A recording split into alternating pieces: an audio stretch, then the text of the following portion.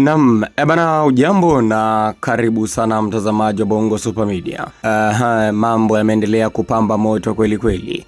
Wengi tunafahamu ya kwamba klabu ya Dar es Salaam Young Africans kesi yake huko kasi ilishindwa, na hivyo kasi wakatoa mamlaka ya bodi ya ligi pamoja na TFF wapange tarehe mpya ya dabi. Sasa hiyo ni habari ambayo kila Mtanzania anaifahamu, lakini kuna habari mpya ambayo hivi sasa inasambaa sana katika mitandao mbalimbali ya kijamii kuhusiana na kafu kuchunguza baadhi ya mechi za klabu moja hapa nchini, lakini pia rais wa klabu hiyo tayari ameshapewa barua aweze kutoa ushirikiano wa kutosha kuhusiana na mechi hizo ambazo kimsingi ni kama kuna upangaji wa matokeo, ni rais wa timu gani na ni mechi zipi. Utakwenda kufahamu ndani ya video hii. Cha kufanya ni kubonyeza alama ya kusubscribe ili uwe mtu wa kwanza kupata video mbalimbali kutoka hapa Bongo Super Media, na bila kupoteza muda wacha tuangaze. Kwanza kabisa katika barua hiyo kuna swala la udhamini. Kama ambavyo inafahamika hapa nchini Tanzania,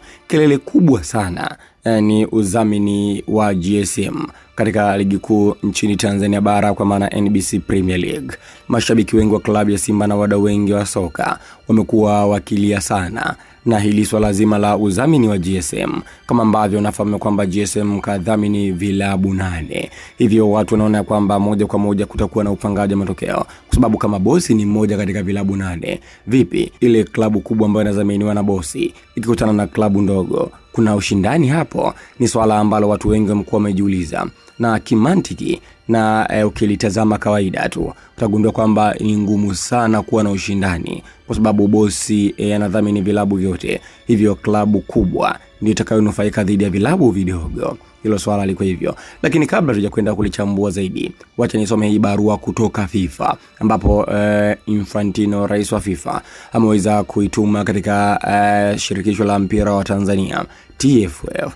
Mimi naisoma barua hii. Katika hatua ya kushangaza inayotikisa ligi kuu, barua rasmi kutoka shirikisho la soka duniani FIFA imetua mezani mwa shirikisho la soka nchini ikitaka uchunguzi wa kina kufanyika kuhusu mikataba ya udhamini kwenye ligi hii ya Tanzania NBC Premier League. Lakini pia barua hiyo imeibua maswali mazito juu ya uhalali wa baadhi ya mikataba udhamini na iwapo kuna mianya ya matumizi mabaya ya upangaji wa matokeo. Lakini pia barua hiyo imeibua maswali mazito juu ya uhalali wa baadhi ya mikataba ya udhamini na iwapo kuna mianya ya matumizi mabaya ya upangaji wa matokeo. Mbali na swala la udhamini, FIFA pia imeelekeza macho yake kwenye mechi 6 ambazo zinaashiria uwezekano wa upangaji wa matokeo dhidi ya klabu moja kubwa inayoshiriki ligi kuu nchini Tanzania.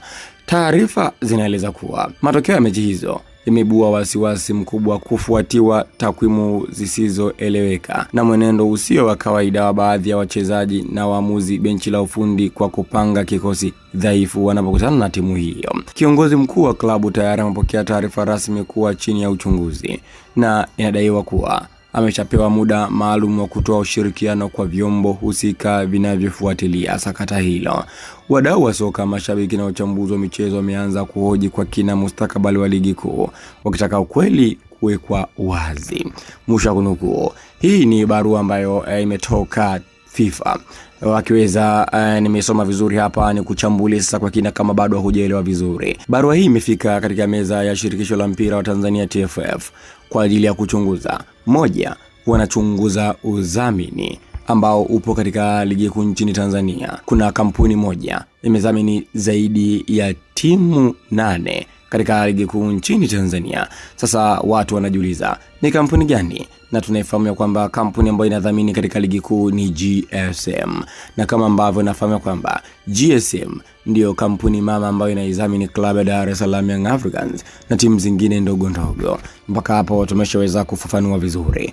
Lakini pia mbali na suala la udhamini tu, barua hiyo kutoka FIFA imeelekeza kufanyika kwa uchunguzi zaidi katika michezo ya klabu hiyo ambayo inadhaminiwa na GSM, kufanyiwa uchunguzi wa kina katika mechi 6 ambazo zinaashiria kuna upangaji wa matokeo, huku akidai ya kwamba kuna benchi la ufundi pamoja na makocha wanapanga wachezaji wa kikosi B wanapokutana na timu hiyo. Sasa hapa mtazamaji wa Bongo Super Media umeweza kukumbuka ya kwamba kuna moja ya klabu kutoka hapa nchini Tanzania ilikutana na klabu nyingine na mwisho wa siku wakapanga kikosi B, kwa maana walifungwa kutokana na kupanga wachezaji ambao sio first 11 yao wanapokutana na timu hiyo. Sasa barua hiyo ya FIFA imeweza kufafanua kwa ukubwa zaidi kwamba wanachunguza pia na swala hilo la timu ikikutana na timu ambayo udhamini ni sawa, wanaweka kikosi B ili timu moja iweze kushinda.